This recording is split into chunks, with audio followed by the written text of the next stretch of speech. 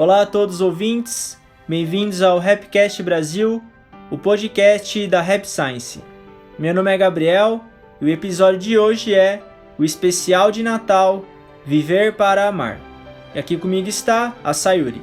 Olá Gabriel, olá a todos, meu nome é Sayuri, eu sou membro aqui da Rap Science e sejam bem-vindos a mais um episódio. Obrigado, Sá. Apenas para lembrar aos ouvintes que puderem compartilhar este episódio e também se inscreverem no canal. Dessa maneira a gente pode levar os ensinamentos do Mestre Okawa a mais e mais pessoas. Hoje um dia muito importante para nós do Rapcast, que é o especial de Natal. Creio que o Natal seja uma data bastante importante para todos os brasileiros, porque a gente fica muito aberto à questão do amor, à questão da família. E o Mestre Okawa muitas vezes fala sobre o amor, inclusive ele fala que o ensinamento do amor é o ensinamento mais importante da Rap Science. Ele diz que, se for resumir a Rap Science em um ensinamento só, é o ensinamento do amor. E hoje, no episódio, a gente vai falar um pouco mais sobre a questão de cobrar amor ou receber ou dar amor, a questão do amor na família também. Acredito que seja um episódio bastante interessante, principalmente para o dia de Natal. A gente entra para o primeiro tópico, que é: por que surge a tendência de cobrar amor?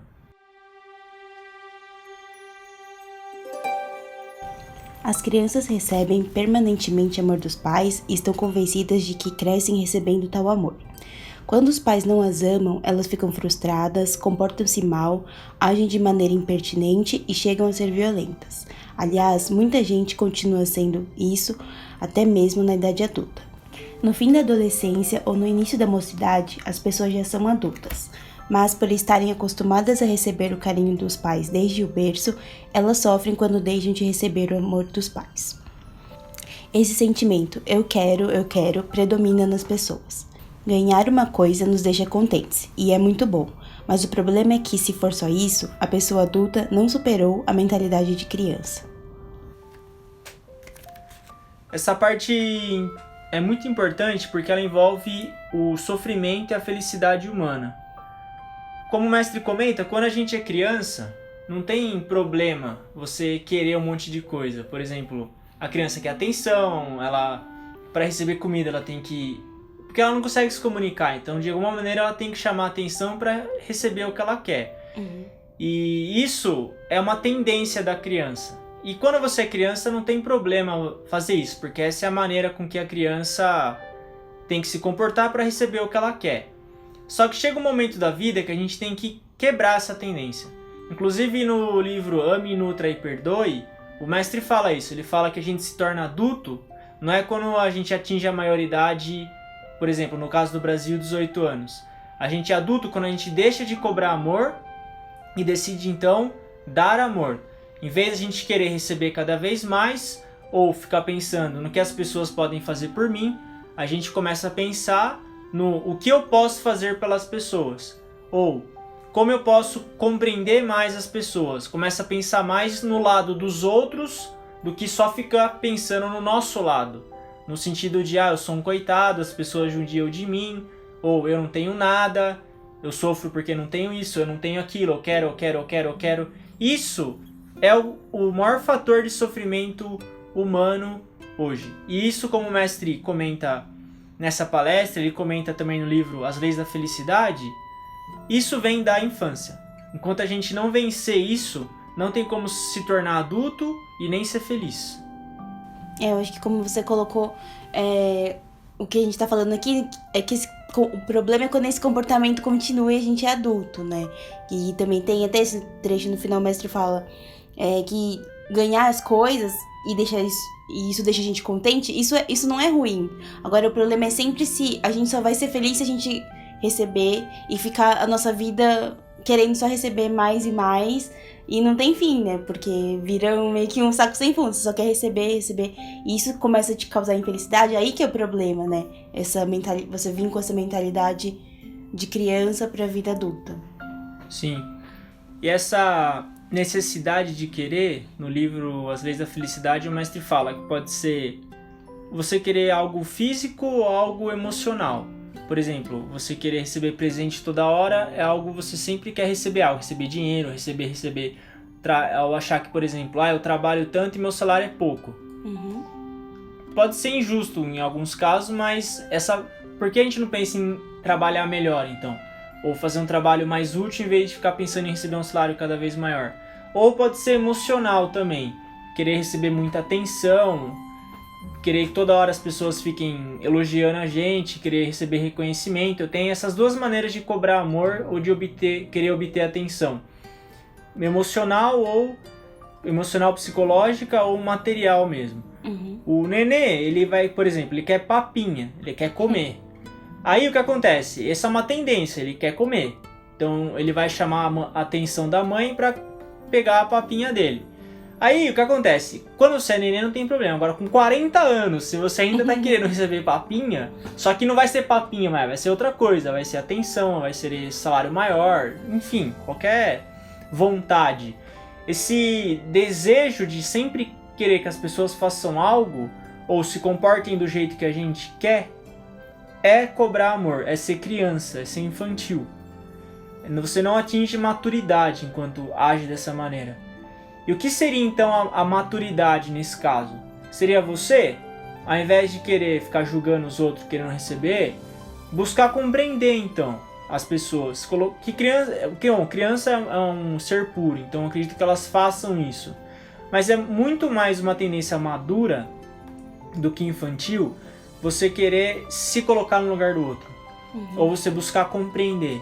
Ou você dizer, já tá bom eu já tenho o suficiente, agora eu quero buscar fazer algo. Mesmo que eu não seja reconhecido, mesmo que ninguém me elogie, não tem problema. Eu quero fazer algo de bom, ou compreender mais as pessoas, me colocar no lugar do próximo, enfim. Você ter essa postura proativa de deixar de querer receber para querer doar.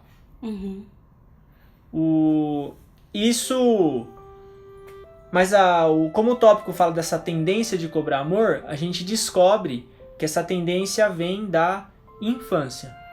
E a gente quebra essa tendência quando a gente começa, principalmente, a se despertar pro nosso eu como existência espiritual, começa a obter conhecimento espiritual, ter fé, conhecer Deus e entender que a gente recebeu tudo já.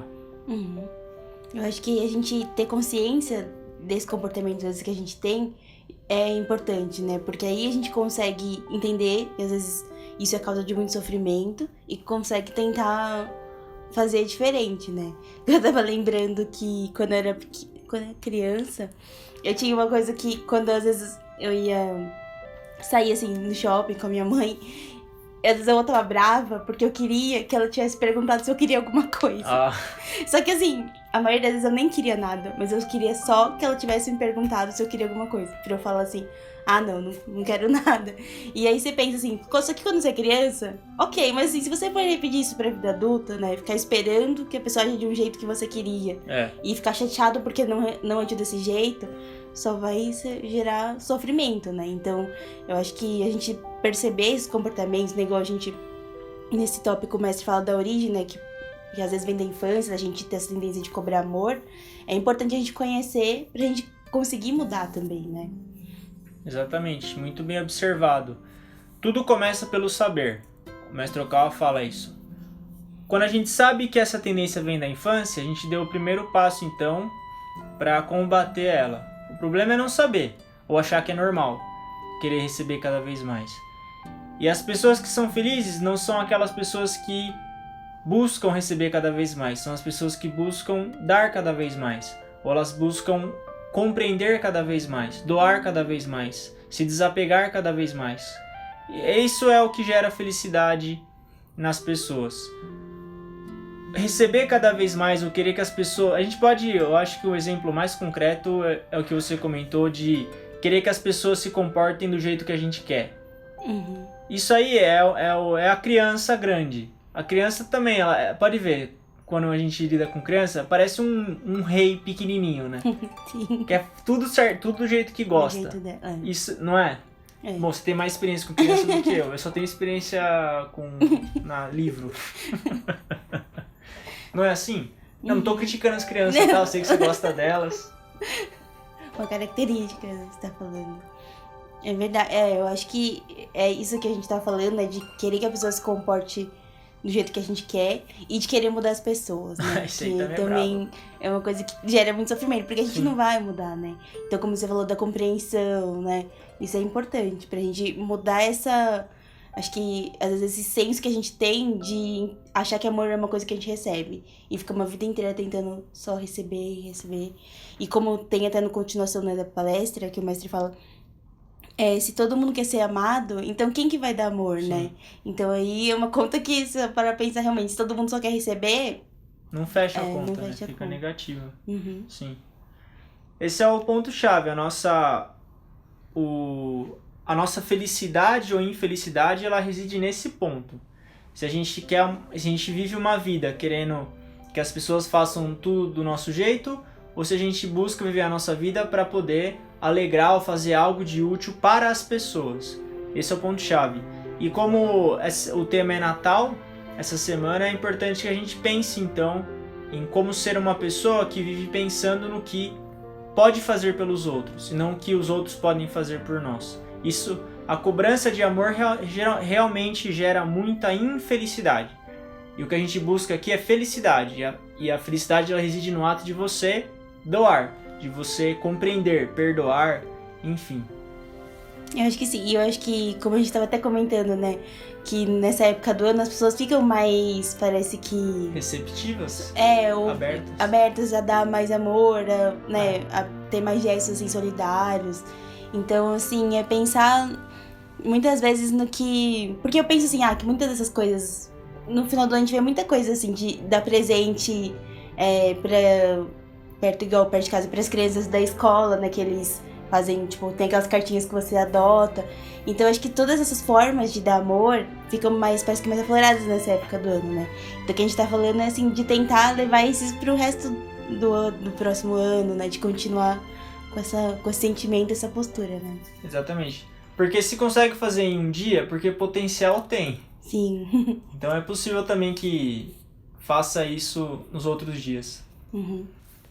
A gente entra agora para o segundo tópico, que é a prática do ame, nutra e perdoe.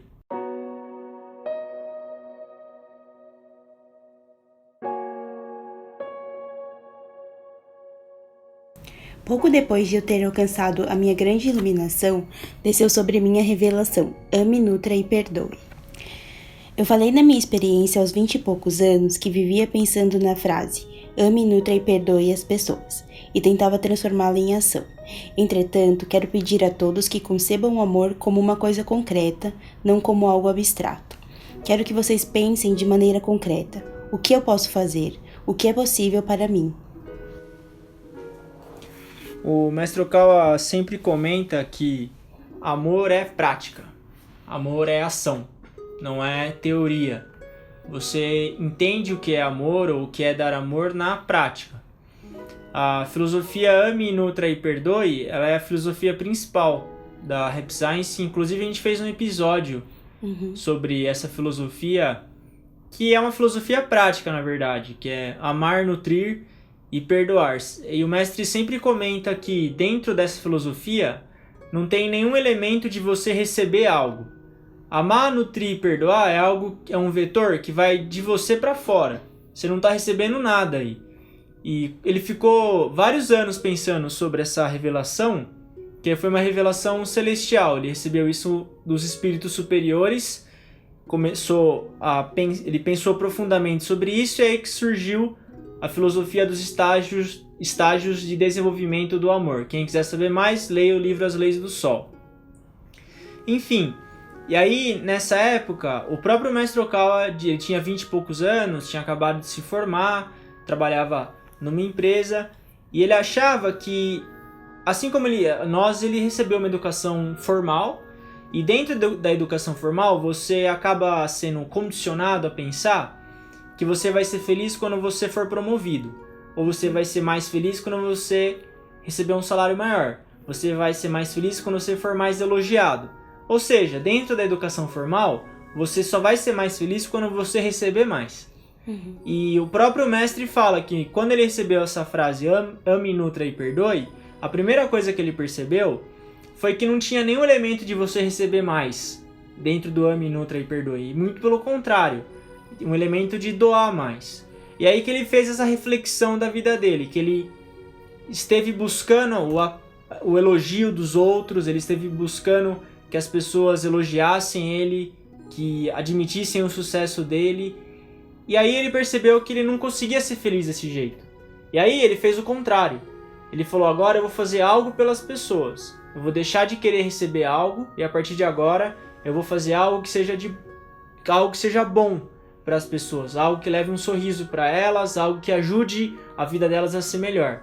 Esse foi o start da prática da filosofia Ame, Nutra e Perdoe. E eu acho que esse trecho é interessante, né? Que ele fala pra pedir que a gente pense o amor como algo concreto, igual como você falou, né? E pensar o que eu posso fazer, tipo, o que é possível pra mim. Porque eu entendo que o mestre tá falando pra gente que dar amor não requer, tipo, ações... grandiosas. Grandiosas, né? Tipo... Não era isso que você queria falar, né? Não era. Era assim. Não é essa palavra. Era por aí, né? Isso. O que eu só queria dizer é que, tipo assim, as ações grandiosas são importantes, mas o que ele tá falando aqui pra gente é que a gente pode dar amor no que é possível pra gente, né? No nosso dia a dia, pra quem tá perto. Então, nesse sentido de que, como você falou, é prática, né? Que a gente pode fazer isso a todo momento. Não é uma coisa que exige... Assim, lógico, a gente aprende, a gente entende, mas a gente vai conseguir entender mesmo na prática, né? Isso. E é prática mesmo, não tem muita teoria. É algo para a gente começar agora, hoje, a todo instante. E o mestre, no caso, como ele praticou isso na época que ele trabalhava na empresa que ele estava, ele trabalhava 10 vezes mais que uma pessoa comum e ele fazia esse trabalho pensando em como ele podia ser útil ao lugar que ele trabalhava. Essa foi a prática dele. Ele comenta nessa revista também, ele conversava com todo mundo. Ele até diz que tinha muita distinção dentro. Então, se as pessoas não têm resultado, eu já marginalizava. Ele conversava com todos, ele buscava ajudar todos, resolveu os problemas de todos. E o espírito de trabalho dele era o espírito de contribuição. Ou seja, o que eu posso fazer para ser útil no meu local de trabalho? Todo mundo pode pensar isso no local de trabalho, na escola. Sim. Eu achei bem interessante você falar isso, porque às vezes a gente fala assim, o amor como algo concreto. E acho que a gente pensa assim, mas como isso, né? E eu acho que como você falou, você ser útil pro seu lugar de trabalho, útil pras pessoas, já é uma forma de dar amor, né? E também, outra coisa que o mestre fala que eu também gosto bastante é quando ele fala que compreender é amar, né? Sim. Porque às vezes a gente pensa, o amor é algo realmente muito abstrato. Ou então ouvir as pessoas, isso também é uma forma de dar amor. Então é isso que a gente tá falando, né? Que essas ações que parecem super simples, assim, parece uma coisa singela, você ouvir alguém, tentar compreender, tentar se pôr no lugar, são, na verdade, é aí que a gente tá dando amor, a gente tá praticando, né, essa filosofia. Exatamente. Principalmente, eu acredito, no local de trabalho ou na escola, enfim, sempre há algo que você pode fazer. Sempre tem uma torneira que você pode consertar, sempre tem... Sabe, não tem aquelas pessoas que fazem aquele a mais? Ela não precisava fazer aquele trabalho, mas ela acaba fazendo. Em japonês, eles chamam de puraço alfa. Puraço alfa é o símbolo de mais e o símbolo de alfa. O alfa mesmo, do algarismo romano. Romano? Grego? O alfa da matemática lá, o alfa, beta, gama. Eles chamam de mais, o símbolo é mais alfa. Então tem pessoas que têm esse mais alfa, que é aquela pessoa que você dá um trabalho, ela faz, mas ele faz aquele a mais, sabe? Então isso é algo que, por exemplo, a gente chamou uma vez um eletricista, daí ele consertou a parte que precisava da parte elétrica, mas ele deu uma força na hidráulica também. Mas ele não cobrou a mais, assim. Ele deu uma força porque, tava lá mesmo e fez. E você vê que... Se você vê a diferença no trabalho de uma pessoa que ela quer contribuir, uma pessoa que ela só quer ganhar dinheiro, ou só quer ter o dela. A minha família, eu venho de uma família de corretores de seguro. E dentro da prática de corretor de seguro, você vê uma diferença nítida entre um corretor que só quer vender uma apólice para ter a porcentagem dele, ou um corretor que quer proteger o segurado de qualquer dano. É gritante. E aí o que acontece? No fim das contas, o corretor que ele não quer só o dinheiro, ele quer proteger o segurado, ele acaba ganhando muito mais. Não porque ele quer, mas porque esse ganho, essa unidade monetária, vem como retribuição de algo que ele deu. Então você vê que a prática do amor que se dá, ela tá em tudo. Tudo. E a gente pode começar a qualquer instante. Acho que a gente acha que precisa de, né, igual a gente falou, grandes coisas. Não, acho que começar no que é simples, né?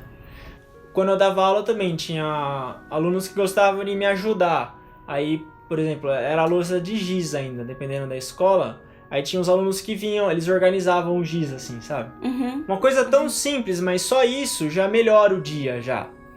Ou distribuir o papel na sala, já tinha a molecada que pegava e distribuía. E é isso, e você vê que essas pessoas elas são muito mais felizes. O Norman Vincent Peale fala que as pessoas que são felizes são aquelas pessoas que estão fazendo alguma coisa. Elas estão por aí fazendo alguma coisa. Não tá em casa reclamando lambendo as feridas, elas estão por aí. Tá fazendo algo, que tá querendo ser útil, tá querendo melhorar, tá querendo se desenvolver e ser útil às pessoas, fazer algo de bom. Isso é a prática do ame, nutra e perdoa, e reforçando o que você comentou. Não necessariamente tem que ser grandes atos. Claro, grandes atos de amor são fundamentais. Grandes obras de caridade, isso é elementar. A sociedade precisa disso. Mas muitas vezes a gente vê esses grandes atos, a gente se acha um pouco impotente de não conseguir fazer nada. Basta conseguir fazer essas pequenas ações de amor, essas ações de benefício ao próximo mesmo, sem esperar receber nada em troca, de altruísmo. Tanto material quanto emocional, espiritual. Compreender é amar. Então, em vez de julgar, busca compreender. Começa por aí. E assim vai, não tem fim para essa prática de dar amor. O mestre fala que a gente tem que criar pessoas que dão amor, que sejam geradoras, não cobradoras, igual aquela conta que você comentou no começo do episódio. A gente tem que ser a parcela que tá doando amor, não a parcela que tá... Como tem muito mais gente cobrando, a gente tá estudando, tá buscando melhorar, tem que ser essa fração, cada um à sua maneira, tem que ser essa fração de doação. Eu tenho, como eu sou muito iniciante na prática da doação de amor, eu tenho algumas diretrizes de início. Uma diretriz principal que eu tenho é ouvir 70% do meu tempo e falar 30% dentro de 24 horas. Porque se eu falo 70 e eu ouço os 30, eu acabo sendo um cobrador de amor daí, porque as pessoas vão estar ouvindo mais do que eu vou estar ouvindo elas. Elas vão estar ouvindo mais do que eu estou falando do que eu estou ouvindo o que elas estão falando. Então eu busco essa proporção de 70 a 30. Sempre ouvir 70 e falar 30. Assim que foi só uma maneira que eu encontrei. E eu acho legal isso que você falou, né? Você coloca, tipo, umas diretrizes, assim, né? Pra não se perder. Pra você seguir. Porque senão parece assim, uma coisa meio, um dia eu começo ali, né? E aí você vai... Diário, todo dia. A gente entra pro terceiro e último tópico de hoje, que é: o amor começa na família.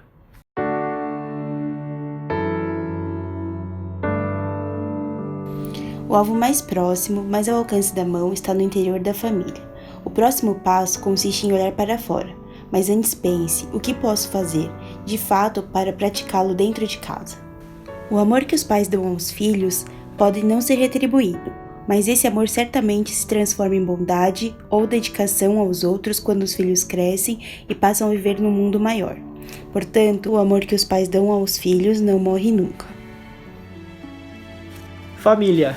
Creio que é um tema importante de falar no Natal, porque tem uma sequência interessante de escala que é: a gente quer melhorar o mundo, a gente fala de melhorar o mundo. Aí a gente começa melhorando a si. Tá certo essa frase? A gente começa se melhorando. Isso. Daí depois a gente melhora o nosso redor, que no caso é a nossa família. E aí você vai expandindo essa melhoria. Daí da família vai para a sociedade, da sociedade vai para a cidade, estado, país e por aí afora. Mas dentro da sociedade, se você fizer uma analogia, se o corpo humano for o país, as células são as famílias. E aí dentro das famílias tem as pessoas. Por isso que o nosso aprimoramento espiritual, ele começa dentro de casa. Muitas vezes as famílias não são fáceis, a gente acaba encontrando muito conflito dentro de família, muita diferença de opinião, que muitas vezes acaba gerando sérias consequências, algo triste, separação das pessoas, briga. E a prática de amor, ela começa aí. Em como a gente lida com a nossa família, se a gente consegue compreender as pessoas em casa, como são as palavras que a gente usa dentro de casa, como é que a gente resolve os problemas dentro de casa. A prática do amor, ela começa aí. E eu acho que é um tópico interessante, né, como a gente tava falando no episódio de Natal, porque eu acho que o Natal tem muito disso, né, de união, como você falou, na família são várias pessoas diferentes que convivem e realmente, às vezes, dá atrito, né, às vezes as pessoas discordam, mas uma coisa que eu sempre gostei muito do Natal era isso, assim, que era um dia, assim, pra estar junto, pra todo mundo feliz, assim, independente das diferenças, as pessoas sempre, assim, na minha família se esforçavam pra estar junto nesse dia, né? Então eu acho que o Natal tem uma coisa assim, né, no ar desse amor, dessa tentativa de se entender, de assim, todo mundo aqui tem as suas diferenças, mas a gente tá todo mundo junto, vamos agradecer que mais um ano a gente pode estar junto. Então é interessante falar disso, né, de começar a dar amor dentro de casa, né, nas famílias. Exatamente. O mestre Kawa comenta que as palavras constroem ou destroem a família. Pode ver. Briga, esse tipo de situação é o mau uso das palavras, que vem de uma reação emocional exacerbada. Mas a prática de amor começa mesmo dentro de casa. E ele comenta também que o amor dado pelos pais aos filhos, ele não para nos filhos, porque muitas vezes a gente pensa, como é que eu vou retribuir todo o amor que eu recebi dos meus pais? Porque você recebe casa, roupa, comida, educação, até seus 30, sei lá quantos anos. E é difícil retribuir, né, tudo isso. Eu acho que se fosse uma conta assim, exata, recebi tanto, tem direto pra eles, né? Como você realmente... Porque depois você vai ter que arrumar o seu trabalho, você vai ter que se virar, você não vai ficar dependendo. E é interessante que o mestre, ele monta um fluxo daí. Dos pais vai para os filhos, e os filhos eles retribuem a bondade dos pais na maneira como eles tratam as pessoas na sociedade. Ou seja, se você é feliz na sua família, se você quer retribuir o amor que você recebeu dos seus pais de alguma maneira, faça isso no seu dia a dia, no seu trabalho, na escola, nas suas funções diárias que você desempenha.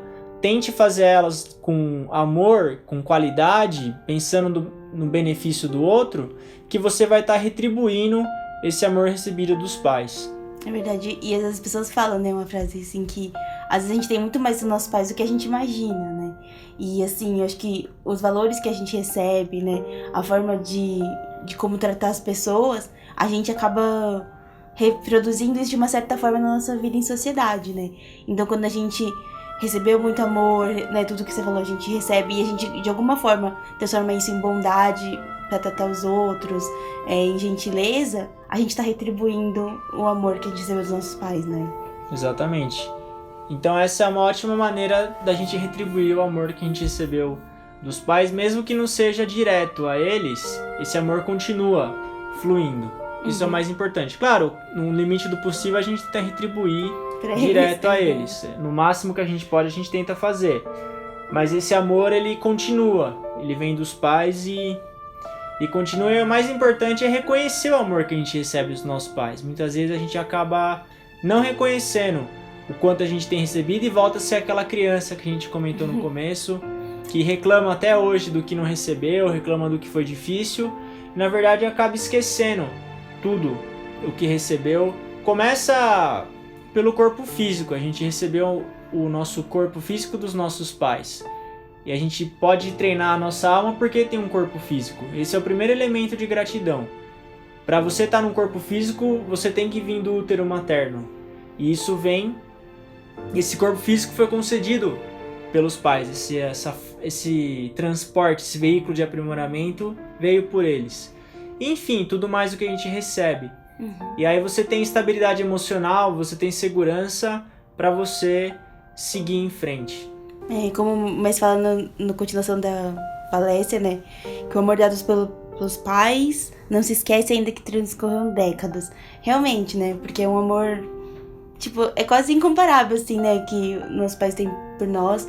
Então acho que a importância, como você falou, de reconhecer e de ter gratidão, né? Porque acho que quando a gente reconhece, a gente sente gratidão e sente vontade de retribuir de alguma forma pra eles, ou seja, fazendo melhor com a nossa vida, né? Porque eu acho que é isso que, no fundo, também os nossos pais, eles querem. Tipo, eles educam a gente, tudo que a gente precisa pra que a gente possa ser feliz também. Então, acho que quando a gente vive uma vida feliz, uma vida que a gente meio que honre isso, o esforço, né, que eles fizeram pela gente, a gente tá retribuindo, né? Exatamente.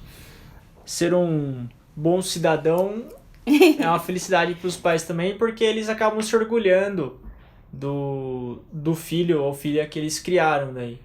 Você ser uma boa pessoa também é uma retribuição aos pais, de maneira que eles fiquem orgulhosos dos filhos que tiveram. Bom, Natal é isso então. Natal é viver para amar. A gente falou hoje sobre uma série de assuntos, falamos sobre a tendência de cobrar amor e como superá-la, falamos sobre a filosofia do ame, nutra e perdoe, e também falamos sobre que o amor começa na família.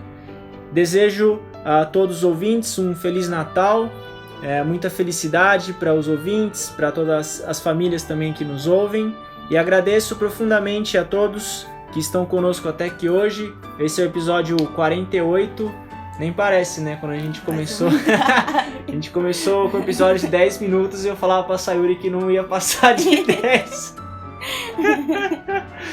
E o canal tava com 50 inscritos, hoje a gente tem mais de 400, e isso é graças ao apoio, o carinho de todos os ouvintes.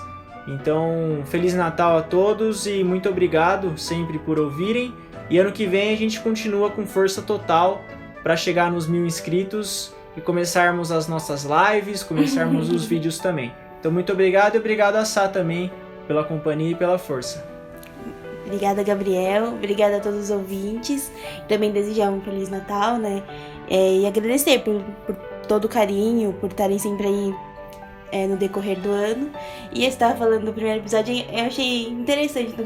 No primeiro episódio a gente escolheu também falar sobre o amor, né? Então no último episódio do ano também falar sobre o amor, eu acho que foi uma boa escolha. Então eu agradeço a todos também, Gabriel, pela companhia, pela oportunidade de estar aqui, e até ano que vem. É isso aí. Valeu, abraço.